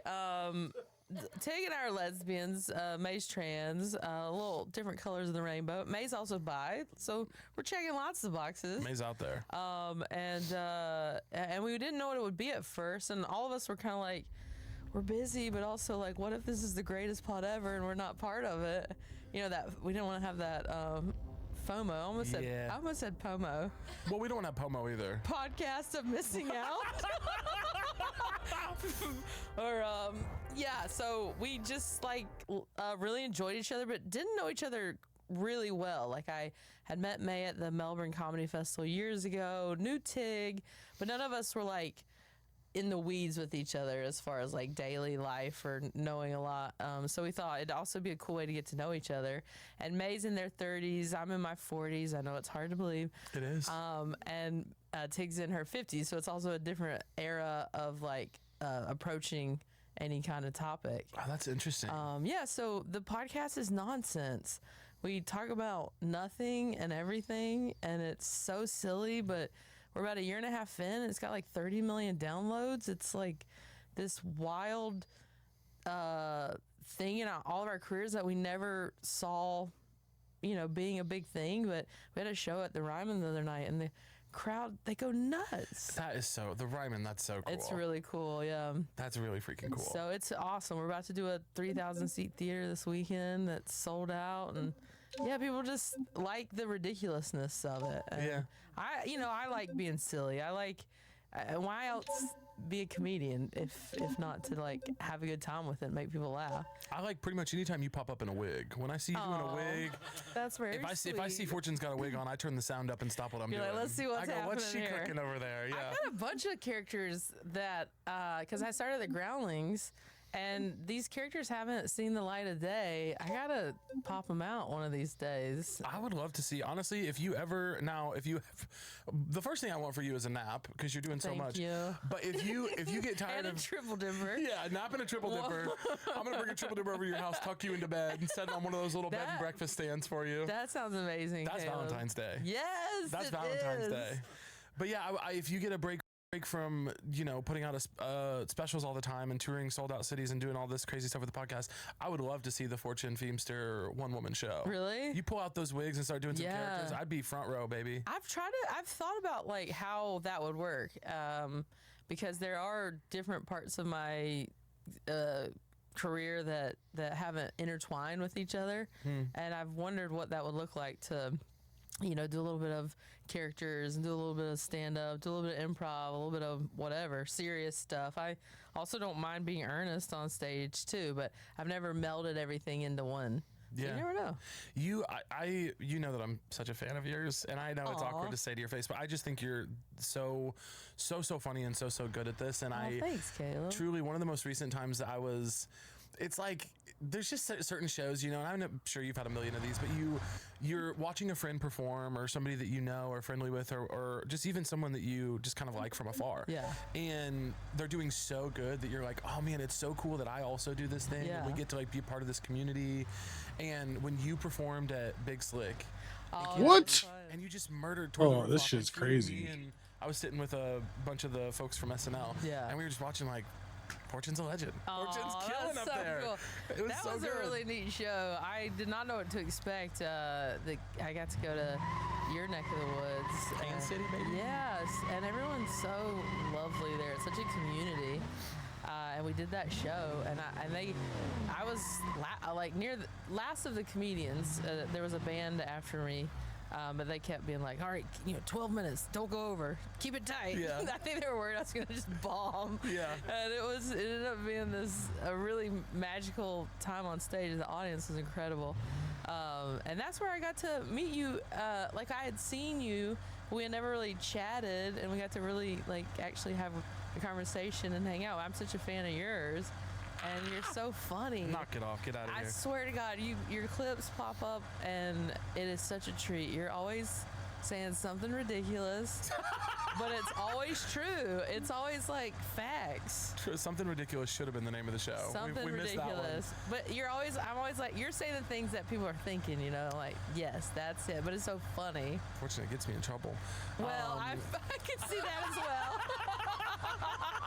I Hey, it could gets me in also trouble see every once in a that. while. Yeah, I think I first saw your stuff because what age did you move to LA?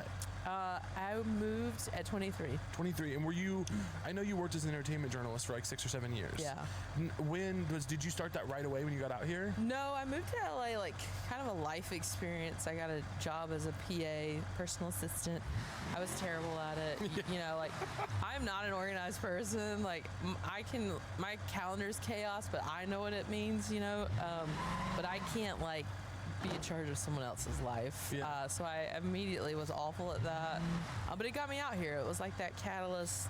Otherwise, I don't think I would have moved to LA. I was from a tiny town, like 8,000 people in North Carolina. Is it Belmont? Belmont, yeah. Belmont, Nice. Look at you, Barbara Walters. I'm locked in. I'm locked in on Fortune. I know what's going on. And 2 years in, I'd always loved comedy. I watched SNL growing up, like religiously. Didn't really follow. I didn't even know the parking spot was here. How the hell am I supposed to know that? Just didn't like have albums or anything like that. But I had heard of the Groundlings be in a place where those SNL folks went, and I was like, that seems cool. So I just started taking improv classes for fun, really just to make friends. And my teachers just told me, like, you got to keep going. And then, but the entertainment journalism started kind of on top of the personal assistant job. It was like a part-time job where the woman I was working for, her neighbor wrote for like the LA Daily News, and she was like, I heard you can write. Do you want to go cover movie premieres? And as a 23-year-old, you're like, Oh yeah, I do. yeah, come on. And those premieres were cool back in the day. Now Hollywood's bleeding money. So there's nothing for free. But back then, it was like the heyday.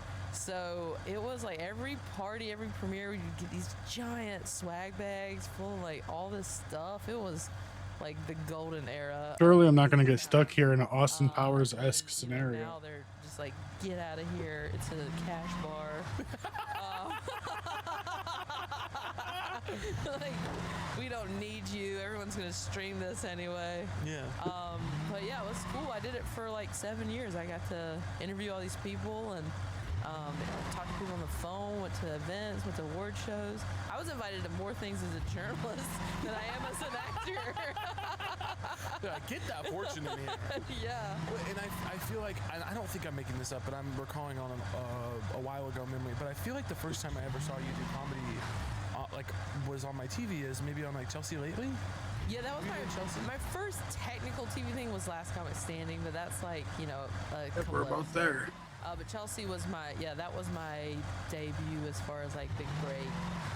2011 that started. Yeah. I was a writer. I got a job as a writer first, and within a week, she kind of looked at me like a giant baby doll, of like someone she could put in outfits. Yeah. So.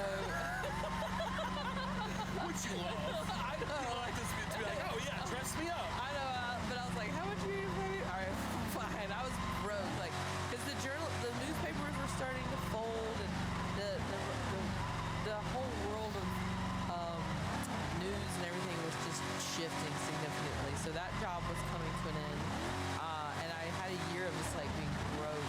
I was like, let me try to like do comedy full time, and I had no money. And her job, the opportunity came when I owed my roommate rent. I had maybe $20 in the bank. I mean, I was like, I'm about to have to go get another, you know, like I gotta go walk dogs or go to Starbucks or something. Yeah. Which I would have happily done, whatever it took, because I love this so much that I would have done whatever job I needed to keep the dream alive, to keep being able to stay out here and try. And I submitted a writing packet, and by some miracle, they hired me. And did you have like a team at the time? I had nothing. So you just truly were like, I heard there was a packet opening, I'm sending one in. I did have a manager. We had been together a little bit, and I was getting a lot of no's. There was not, agents didn't want me. I had a lot of agents telling me no. I finally signed like a commercial agent and never got sent out because, weirdly enough, products weren't trying to get this big old gal to sell their stuff. And the business was different though. I know it wasn't that long ago, but it was 2010, 2011. Being different was not it. They did not want it. If you sounded different, looked different, a bigger person, gay, all the things, no thank you. They wanted this cookie cutter thing on television. Chelsea was that person that was like, no, I like the weirdos, the different people, the personalities. Like, she really opened the door in that way. And once she said yes, it was off to the races. That was when everyone started to say yes. That's the tough thing is like so often, even when, you know, the way to be successful is to be succeeding. It's like people want to put you in things because they've seen you in things. Exactly. And so it's like, God, if someone would just... I know. So, you know, I don't have like my own TV show to like hire people, but, you know, like on the road or shows or clubs, I'm always trying to find different comics that I like or think are funny, and like, hey, you want to do some spots tonight with me? It's nothing big that I can do for people, but something, you know. It would have meant a lot to me coming up to have a comic put me on their show, and you try to give people opportunities that you just think are funny, in hopes that they'll keep growing and get their opportunities. It's also like hard that. because so much of the, like, if you want to do acting or TV or film or whatever, it's like, okay, well, so much of it is type, and so they have to have seen someone like you do really well, and they have to have seen audiences respond to someone like you. And you know, it's an interesting time now because everyone, since I started this stuff, has been like, well, you'll probably have to make your own thing. Yeah, you know, I got because you're told that fat a and lot. gay, and so if they want a fat guy with tattoos or whatever, they're looking for like an older guy who's like gruff and straight. Yeah. And if they want a gay Or like guy, a they want like bear a thin. type. Yeah. Yeah. No one is looking for me. You know, there We are could things have I a- can squeeze into. We but could have had a podcast called Fat and Gay. And guess what, Fortune? Whenever you're ready, it's time to lock in. Our Fat Gay podcast would go crazy. It would go crazy. It'd be like, we are unapologetically fat and gay. Anyway, I'll work on that theme song. We're It wasn't great. unapologetically fat and gay. I have to be able to Come say the on. word unapologetically. I'm like, unapologetically. Well, that could be the bit. We call it Big Homo. That's right. Big Homo. And all of our listeners are in the pocket of Big Homo. That's actually a pretty great title for a podcast. I'm Big nothing Homo. if not a marketer. Why is this I'll happening? walk in on our show whenever you say the word. It's good that you're blazing your own way, because no one else is going to come up with what you're coming up with. You got to come up with Big Homo. Yeah, I feel like, but then it's interesting because that was the answer for so long. Is there? You got to make your own thing. You got to make your own thing. And then you try, and it's like there are less writers' rooms than ever. There are less shows getting made than ever. There's really not an indie film market anymore. Yeah. So it's just an interesting time to be someone different, trying to make your own way. But you know, you're doing the exact thing that you should be doing, like having a podcast that highlights you and your sense of humor. That's doing more for you than any, like, you could get on like a TV show right now, but it's like one of a gazillion TV shows that gets lost in the, you know, shuffle. It's not what it once was, that medium. Well, you it's know? especially for breaking or exposing people. More people watch this show than they do like a lot of streamer shows. For sure. And I know you know that because you've seen the numbers for your podcast. It's like more people are watching this shit than anybody's watching network TV. Yeah, and people will see this and see you and be like, oh my God, I love Caleb. I love what he does. I want to put him in my show. And then that, you know, it's you're doing exactly the thing that you have to do now, because going the way of like studios and networks and them giving you the breaks, it's just not it anymore. When and how did you get your first special? What did that look like? Well, I kind of went up the pipeline of like, you started with like a Comedy Central half hour. That was like always Those were my the goal. favorites. When they were doing those, I watched I discovered so many comics through that. Well, that's because that's what everyone did. I mean, you were there was no stand up worth their salt that didn't do like some kind of Comedy Central stand up thing at that time. So that was 2014 when I was like, I started stand up 2007, started last time I was in 2010, started really touring 2010, 11. And then 14 was the half hour. So that got people a little bit more familiar with me. And then I started taking stand-up a little bit more seriously, but still not in the way I do it now, because Mindy Project was right after that. And so I was like, oh, I like this sitcom life. This is good. I don't need to work hard. Yeah. I was like, I don't need to be on the road. This is nice. Yeah. So I kind of was a little lazy about stand-up for a couple years. Still doing it, but not hardcore. But I got an opportunity to do the half hour. Netflix decided to do half hours for the first time. It was a stacked group. It was like Nate Bargatze and Nikki Glazer, Deion Cole. It was a really good group. And so that was where I got on Netflix's radar. And then I was like, well, I've done a half hour. Clearly they're going to want an hour. And they're like, not right now. Come back to us in a while. So, but How am I supposed to be going? It made me start taking stand-up really seriously. So I like got on the road and just like, was just hardcore doing clubs. And then in 2009, it took 2 years to get them to like pay me any mind again. And they asked me to do a radio show for them with Tom Papa for Sirius XM. And they were like, well, if you're going to be talking to comics, talking about stand-up, might as well give you an hour. So that was where it all started. Well, I'm just listening to all that and thinking about this girl. I'm just thinking about this person right here. I love it when you think about girls. I'm thinking about her. Oh, look at that thinking about pretty her. princess. Look at her. Wow, it looks like that is, just so y'all know, that is my brother, and it does look like I'm marrying my brother, which is wild with this accent. Little did she know. That's a true wedding gown. Yeah, you look stunning. Thank you. That's the most feminine. Let's just try this I've ever done again. in my entire life. It was for the debutante bullcrap my mom made me do. I was so embarrassed of it and would not talk about it for years. But when I did Sweet and Salty, my first hour on Netflix, my friend was the producer of it, and she was like, "You have to talk about this." And I was like, it's interesting. It's like a whole is. part of the country does stuff like that. I know, it's so old school. You're something about trying to be a I don't get it. Why do they want me to come here and then turn around? Stick. It all reminds me of Blanche Devereaux. I know. Well, I do declare. Yeah. Yeah, my mom made me do it because I talked about it in my special. My family used to have money back in the day. They were keeping up with the Joneses type. My grandfather was a very well-known contractor. Built all these schools and houses and beautiful places, but he died young and unexpectedly, and my family lost all the money by the time my brothers and I came around. So I grew up broke because my dad grew up in a trailer park. My mom was a teacher, like the very blue collar life. But my mom still had her good old days were the debutante days, and she kept wanting to get back to that. But I'm like, we don't have the money to do that. And then We're not debutantes. We're not debutantes. Yeah. And then I'd come home and our couch would be missing, so she could pay for the party. And I'd rather have a couch. Like, can we get that couch back? I don't want to go to this because you had to pay for all the events and stuff, and I don't want to. I'm like, we're broke. Did you ever live in a trailer, like a double wide or single wide? No, my dad lived in one after my parents split, so like I didn't live there full time, but I'd go like stay with them for a night. I'm only asking because I also grew up very poor, and we had a shitty house for a number of years. Yeah. That just like sucked, and then we moved into a double wide.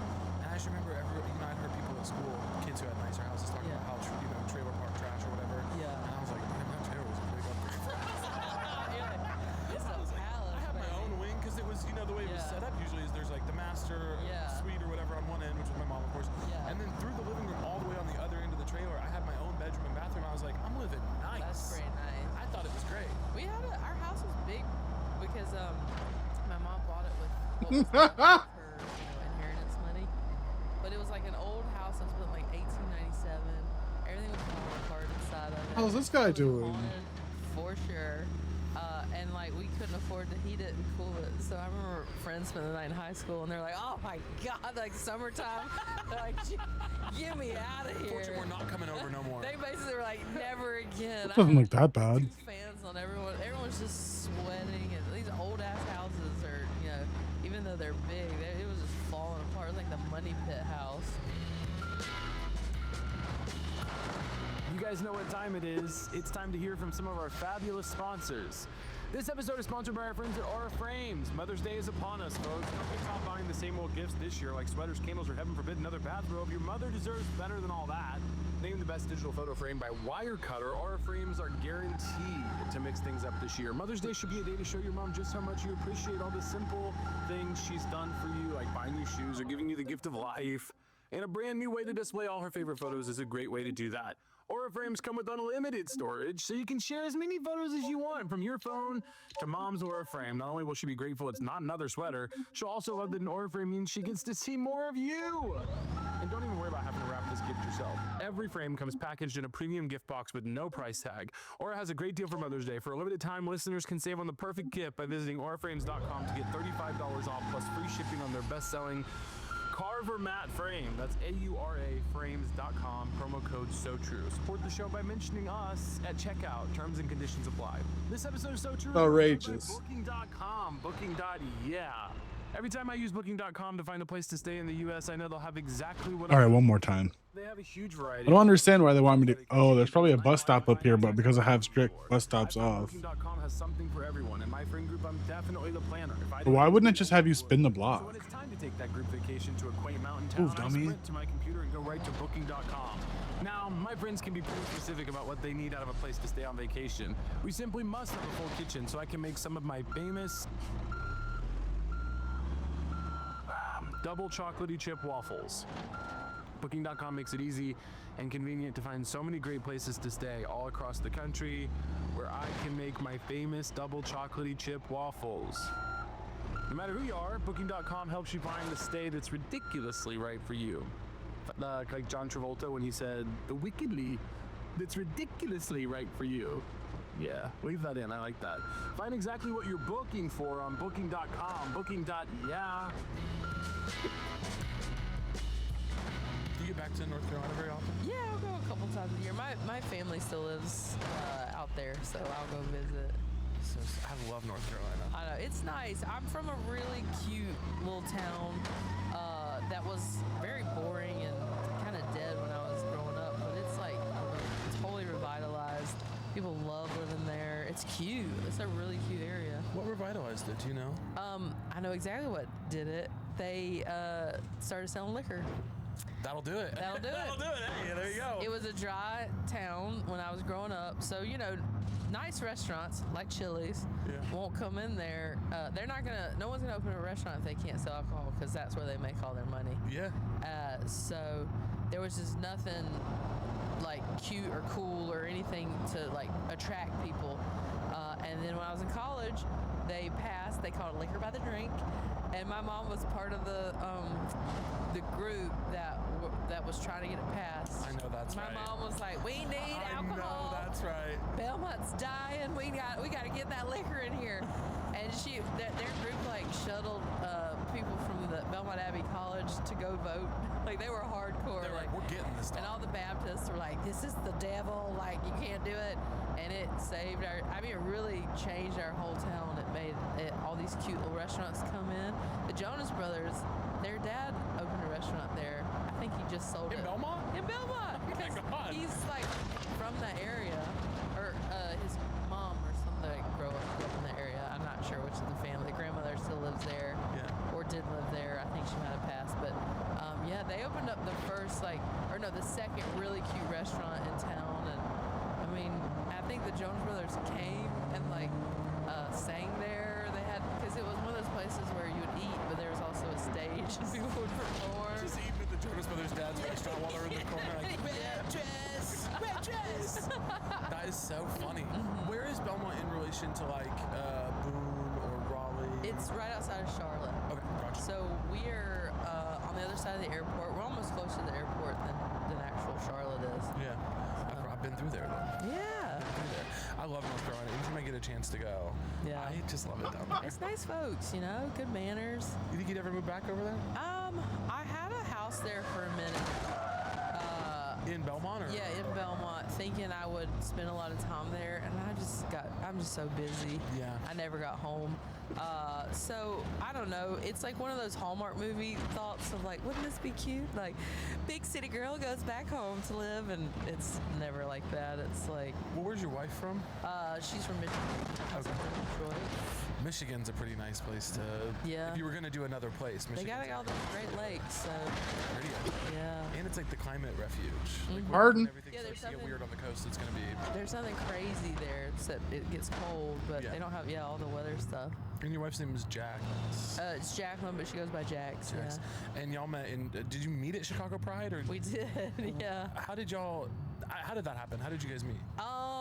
It was Pride weekend. They have this lesbian event in the parking lot. Yeah, you know those lesbians. Well, there's there's 8 lesbian bars in the whole country left. Yeah. That's it. Yeah. So we're relegated to the parking lot. And it's called Backlot Bash. They do this thing every year, and all the lesbians in Chicago descend upon this parking lot. Got to be at like 3 p.m. if I know lesbians. Caleb? Yeah, I know, because there's 1 hour. There's 1 hour of the day you're getting these folks out of the house. It is an afternoon situation, and I knew them because I had done a show there a couple years prior, and I had a show in Minneapolis the night before. They were like, come through, and I was single. I was like, why not? What do I have to live for? Why not go to the lesbian parking lot and see what's there for me? Just like fishing. Yeah. Let's go fishing in Chicago. And yeah, I met her like right away. She came up with a girl that her friend wanted a picture, and I'm happy to take pictures. And we just started chatting and kept running into each other all night and just sort of blossomed from there. I never thought that would be how you could meet someone. That is one of the cutest things I've ever heard. Because before her, I mean, I dated some lovely girls, but I also dated some duds, and I just didn't know like how to meet a quality person, and I was getting kind of exasperated with dating and was kind of ready to just like take a break from it, and it was always like, how am I going to meet a quality person? And she just walked up. Yeah. Yeah. And not only quality person, but also, I'm assuming by that point, just being on the road so much and having a job that takes you away so much is like, yeah. All right, well, even if I do meet someone quality, how am I going to build a thing? Yeah, for sure. And the first few years we were together, she was on the road with me a lot. She ended up moving to LA after a year of dating. So we were both, we were together, but on the road a ton. And in the last couple of years, she's like, go do your thing. Yeah, she's like, I'm all good. You think the road's cool and fun, and until after a while, you're like, this is enough. But it stops being so charming, especially on those days when you're going in just in time to get to the venue. Yeah, and then you wake up and just truly straight away leave. Yeah. It's like you were technically in Tulsa, but nothing to show for it. Yeah, you're lucky to go to like one coffee shop and like maybe one restaurant. Yeah. At this point. And if you're not the person who's doing the fun show on stage, it's kind of like, whoa, I'm going to maybe stay home. You go ahead. Yeah, it's funny too, because I know so many people that live all across the country. I don't know how, just over the years meeting different people, and every time I'm on tour, friends reach out like, let's hang out. And you want to like hang out and see people, but you're also like, I'm so tired. I don't have the energy, but because our job is so fun, they're kind of like, yeah, well, it's not like you're working or anything. Yeah. They're telling your haha jokes, like, let's go party. Well, also, you're so good at it that you do make it look effortless. So people come watch you for an hour and they're like, Kyle Fortune just had a blast. Yeah. It's like, well, there was a lot of work going on. Yeah.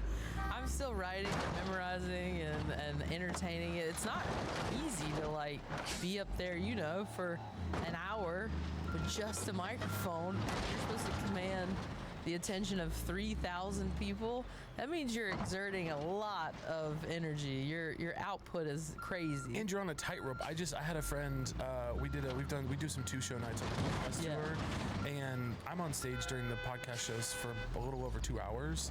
And that's a lot. Yeah, it's a lot. And then we had a 2-show night, and one of my friends was kind of like, "You're really not going to go out with us?" And I was like, "Okay." I was like, you cannot imagine how I'm feeling right now. I want to be a good time. Yeah, I want to be a good time too, but like, good God, I'm tired. You tell them all the things you'd rather do than hang out with them. Yeah. I'm like, I need to sleep, I need to pack, I need to shower, Yeah. The whole thing. Yeah, you can't keep up that pace and also go out in every city. It's just impossible. It's not good. Whoa, this guy just ran into me. Which was, if you could only choose one. This is in North Carolina. Okay. Real Sophie's choice for North Carolina. Trying to push me. If you could only choose one. Yeah. No, why is this guy trying to literally push me? I mean, I know people love Cookout. Oh my God, not it being so easy for you! Not you being like, I've got it immediately. Well, Cookout's wild because you literally get like a sandwich and they're like, as your side, you can get a corn dog. Or a quesadilla. My side is a quesadilla? The side options are like, usually it's like french fries or tater tots, and a Cookout it's like, did you want a ham steak? Yeah, it's like not normal, but I mean, I appreciate that they offer that up. I'm a Bojangles gal. I'm a biscuits gal. That Cajun play biscuit, give it to me. I know. Yeah, so I'm going Bojangles, but I know they're diehard Cookout fans. to me, my North Carolina move is as soon as I land, usually in the daytime, Yeah. I'm going to Bojangles. Yeah. And then after the show or whatever, late at night, That's the cookout. that's the cookout moment. Yeah. That corn dog as a side is going to come in handy around 1 a.m. Yeah, cookout was not near where I live, so I didn't go to cookout. But it's, I think, near where I went to college, so I had a lot of late night college situations there. Love that. Yeah. What's so true to you, Richard? Oh God, just living life. Living, laughing, loving. Living, laughing, loving? Yeah, live, laugh, love, y'all. Is that what you're going to give to the people? Is to live, laugh, love? Is that your edict for the... That was the name of my last store, was live, laugh, love. But I stand by it, because who doesn't want to live? Who doesn't like to... You stop. Live, Oh, laugh, love. We're getting that's there. right. You want to laugh and love? Yeah, so that's so true to me, is trying to stay positive. I could see you you're a very positive person. I could see you being one of those little old Southern ladies who has like just a house adorned floor to ceiling and little signs like that. I know. Like when we're in the kitchen, you better be eating or dancing. I do. I used to like make fun of my mom for those signs, and then when Jax moved in, she was like, "What is this?" And it was a live, laugh, love sign, and I was like, "That's art." Yeah. She's like, "No, that's just words on a piece of wood." But they inspire me. So now what? It's wine o'clock. Sometimes it is wine o'clock. And I had a giant sign made that said "Gather." Like that is my decor, like a Home Goods. Come on. Yeah. But no, I'm just, I like to be positive. I like to spread positivity. I know it's easy to get into the rut of things. What is this fucking bus route? The way of the world Why right am I so now. bad at There's so this? much chaos everywhere.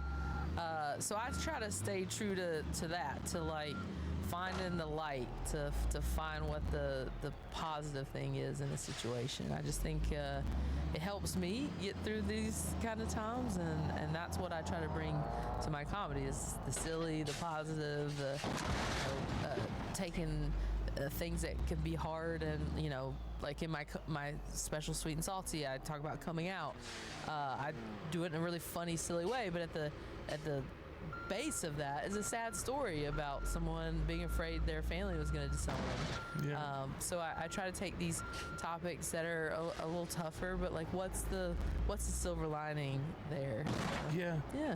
I think it's also like I really appreciate that, because I feel like I like kindness is important to me, but I have no problem being a little like edgier or more Yeah. like intense about my opinions or whatever. Yeah. But I'm like, that's the thing about any group of people. Like, there's a lot of us doing things a lot of different ways, and I just like that there's so many different, like, I could never stay as positive as you are all the time, and I love it. Like, I love seeing you on my timeline, because I'm like, oh, it's so fortune, and it's so nice to just feel that back towards me, and to be like, it feels just like, I don't know. It feels like a form of queerness that like I am tapped into sometimes, but I just love seeing it.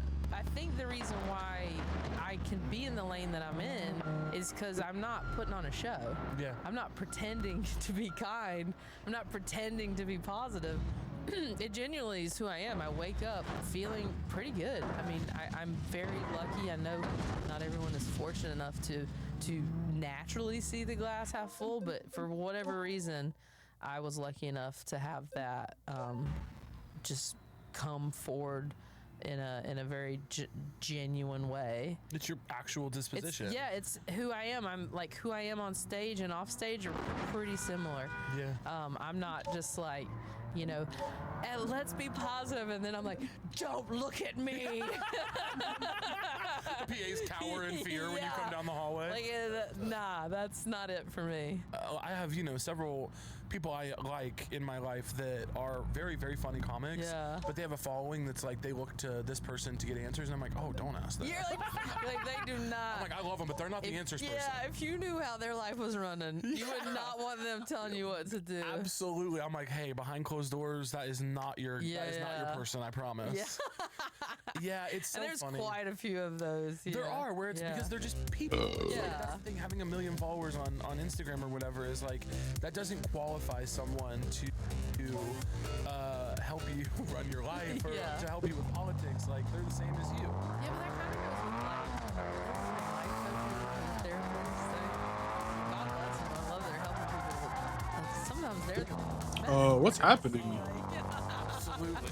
not all of them. Hashtag not all life coaches, but Life coaches are funny. Something's really fucked up here. Frame rates are going from fucking like 140 to like 60. So like you can't. Anyone can call themselves a life coach. that's true. They're like, I don't really want to go get a degree, but I will listen to a Mel Robbins podcast and help you in your life. I am not certified by the state, but I do have opinions. Yeah, I mean, Come to my that's office. essentially it. Yeah. But like, do you ever fall down that rabbit hole on TikTok where it's all like the people try to give the therapy advice? Oh. It's like a girl in her car, like, let me tell you the 4 attachment styles. No. And they're not, they're just regurgitating something someone else has said, but like now you're like life coach gurus. They literally just maxed the drinking deeper in their car, and now they're telling you about attachment styles. You gotta go down that therapy rabbit hole on TikTok. This podcast is brought to you by Squarespace. Squarespace is the all-in-one website platform designed to help you stand out and succeed online. Whether you're just starting out or scaling your business, Squarespace gives you everything you need to claim your domain, showcase your offerings, and professional website, grow your brand, and get paid all in one place. We all can use a good website in this day and age, I tell you what. And Squarespace has so many awesome features to get yours up and running. Squarespace gives you everything you need to offer services and get paid all in one place. From consultations to events and experiences, you see this fly. Showcase your offering to the customer with a website designed to attract clients and grow your business. Get paid on time with professional email invoices and online payments. Plus, streamline your workflow with built-in appointment scheduling and email marketing tools. Get discovered fast with integrated Squarespace SEO tools. Every website is optimized to be indexed with meta descriptions, an auto-generated sitemap, and more. So you show up more often on search engines and bring in more of your ideal customers. Head to squarespace.com/SoTrue for a free trial, and when you're ready to launch, use offer code SoTrue to save 10% off your first purchase of a website or domain. This podcast is sponsored. All right, what the fuck is Refreshing this? Angry Orchard. Listen, guys, there's a litany of things that we shouldn't get angry about. But let's be honest, sometimes it's hard not to be. For example, don't get angry that your beloved sports try a team different keeps track. blowing leads in the fourth quarter. Don't get angry that you just stubbed your toe like the dang furniture has a vendetta out for you. Don't get angry when autocorrect changes a word that's normal. You look hella tired. Instead, get angry. Nah, isn't everyone mad awake at 1 a.m.? I mean 2 a.m.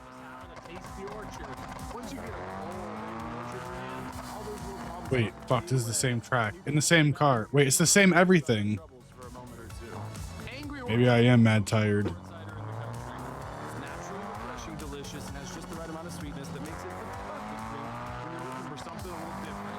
Grab an Angry Orchard cider today. Don't get angry. Ooh. Get Orchard. Please drink responsibly. How the fuck do you do this? This is not possible. One of the funniest like things about the internet, I really try not to. Oh, and the steering is cooked. I should like look at what my friends are sharing on Insta stories. That's really where I'm at. But like, one of the funniest thing is the way that everyone's trying to make their content look casual, even when it's incredibly calculated. Yeah. And one of the ways that plays out in videos specifically is people choosing to eat. They're like, okay, so I was just thinking about it. Just kind of came into my mind, and then they say something that they've clearly written and planned for months. Yeah. And it's like the way that eating has become a signifier to the audience. Right. I don't care that much about what I'm saying. Yeah. Is so interesting to me. You know what's interesting to me too is people are doing a lot of videos just eating. They're not even giving any information. Yeah. And it is like the sloppier you eat, the better. Yeah. Where they have sauce like running down their faces and their fingers. Yeah. And these people have like, I don't know if it's the car, the track, me, or just this mode. Why? Yeah, I don't get it. But I'm not even getting life advice while they're doing this. They're just like, The sandwich I have that you don't. yeah, showing it to you on the camera. And everyone's like, yeah, more of this, please. Dude. And we're over here trying to give them stand-up clips like fucking idiots. Yeah. It's really us just being like, so, got any dating stories? Yeah. Yeah, here we are trying to write something. Yeah. And these people are just like licking their fingers. Well, it's an interesting, like, I have so many. Okay, I think I need to go slower.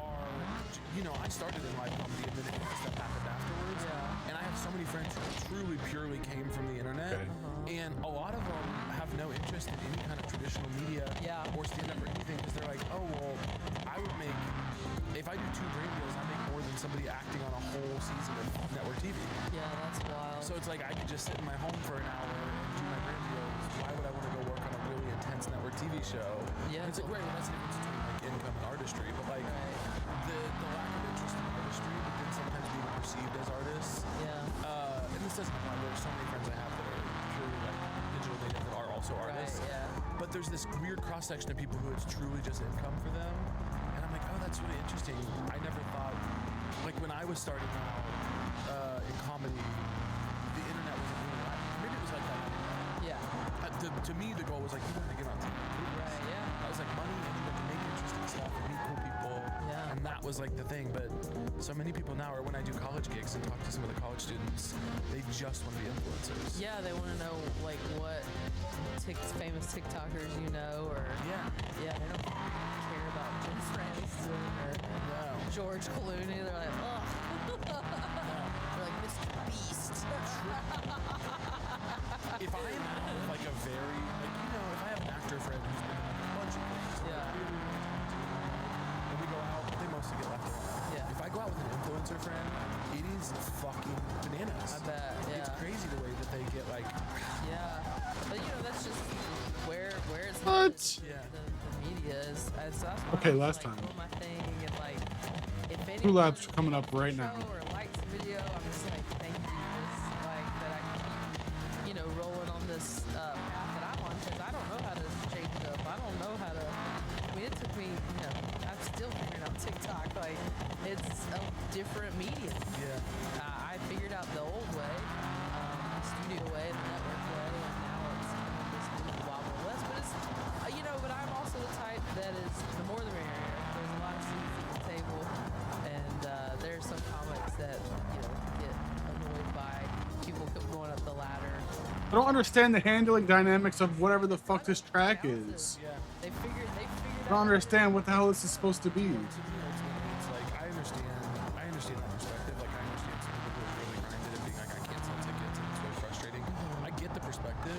Yeah. I'm like, at the end of the day, what you're talking about is people who captured an audience and got them to come out. And did a lot of work. It's still like people that are successful on these mediums like TikTok still have to do a ton of work. Those and editing the videos and capturing the content, that stuff's hard. Yeah. So. You said thank you, Jesus, and I want to ask you an earnest question. But About Jesus? I want to ask about Finally, Jesus. You know someone me. is talking about Jesus. You know I want to talk about Jesus because I grew up in Missouri. And Yeah. It's very similar to North Oh Carolina. man, Missouri really. Every time I drive through Missouri, lots of Jesus billboards. Very Jesus-y, and Yeah. especially down in the southern part of the state. I think it's why I like North Carolina so much. It just reminds me of home. Like Yeah. it's very like mountainous and pretty and trees everywhere. What's your feeling on religion these days? I mean, I grew up Methodist, so kind of the tame version of Christianity. Yeah. I liked my church because it was. I mean, growing up in the South, you just went to church every Sunday. That's part of the life you live there. That's a huge social aspect of living in a small town. There's a church on literally every corner. It feels like. So that was just a given that you go to church. My college was Presbyterian, but I liked the followings of being a Methodist, at least the United Methodist. They have divided. I don't know if you knew that, but there's a sect that's divided because the gay, honestly, the gay stuff is what divided it. The United Methodists are the inclusive ones, so that's where my mom still goes to that church, and it was just about being a good person. Be a good person, be good to others. There was always like a nice message. So I took that from that experience. I didn't really want to, I don't go to church. It's not how I don't want to spend my time there. I'll go home and go to church with my mom because she's like, just loves having someone go to church with her. It's her Sunday, yeah. And I'm good at singing hymns. Oh, I know that's right. The Lord bless you. No, I don't want to. I don't want to turn all your listeners on right now. Too late. Yeah, I can sing a hymn. But yeah, I'm not a church. I could sing a gal, hymn. but I appreciate the things it gave me. I feel like morals are important to me. Like trying to be a good person. That's important to me. Doing right by people. So I take that from my experience with Christianity, I guess. But there's so I don't know much why it else. just spins around randomly. that is so complicated. Not that church, but church. In I guess it might be like calibrating before like the new. It's What am I supposed to be doing? in Oh, some okay. religions to hate people based on that, and to that there are others. I get this that fuel are there welcome literally here, so and I safely. just don't believe in that. I don't believe in using religion as a weapon. So I take the good, to definitely leave the bad. Leave the rest, yeah. And just try to be a decent person. Yeah. And that's so I'd say spiritual more than actual. I'm not religious, more spiritual. Yeah, yeah. It's so interesting. Like I feel like Christians must feel similarly to like kind of how I feel when people who don't know anything about Missouri talk about Missouri. Yeah. You know, and they're like, oh, those like redneck idiot, kind of like that vibe of tone. Yeah. Oops. Whoa, the steering is crazy. I guess because it's full of liquid. Holy shit. Wait, that was weird. Like if you're a progressive person or a gay person, but like there's a whole bunch of people who don't. Damn, sometimes the physics in this game are like really interesting. Are not Actually good, interesting. And you could really feel the fucking feedback through the wheel. Yeah. But yeah, the same thing with Christianity. You know, I feel like I grew up around some pretty tough opinions. About gay people, of course. Right. But like, you know, I just feel like most people were kind of like, if you're nice to people, we don't really care what you do. Yeah. That's actually, by the way, all I was asking for. Yeah. I wasn't like, you don't need to wave a rainbow flag. Yeah. He was like, I don't care what you do. I'm like, that's great. Yeah, leave me alone. Just leave me alone. That's fine. I'll take that every day. Yeah, and yeah, it's interesting because like when I go on tour, I go everywhere, and I'll get flack about going to certain red states. I go to all the red states. I go to all these conservative places. I don't shy away from it, and people will be like, why would you go there? And I'm like, they need someone like me, like you, more than ever. Like, they need representation there, and people coming in telling other stories besides the echo chamber that's in that part of town, because there are people like us when we were young that could have really benefited from hearing someone's story like us that we didn't have access to. Luckily there's more access now as far as online and TV and whatnot, but I didn't come out until I was 25 because I didn't see my Brother, represented. we're gonna get this gosh darn gas there. Someone else's story and be like, oh wait, Oops. I'm drifting a fucking gas tanker. what is this that I'm experiencing? Where I think I'm this one thing, but Oops, I thought I could just kind of slide in between the car and the curb, but people are telling me that. turns out you can't just pop a tractor trailer up on a curb real quick. And so I like that I guess it's responsibility of Ooh. like going in these places. That Okay, now to be fair, that was a little crazy. people to hear a different story. The hell is than, this? You know, the ones around them. And just unlocking like a possibility. Like I feel like I didn't know an openly gay adult until I was in my 20s, and the only narrative I had was either from TV, which was extremely slim and stereotypical, or from church, which was even slimmer and hateful. Yeah. And so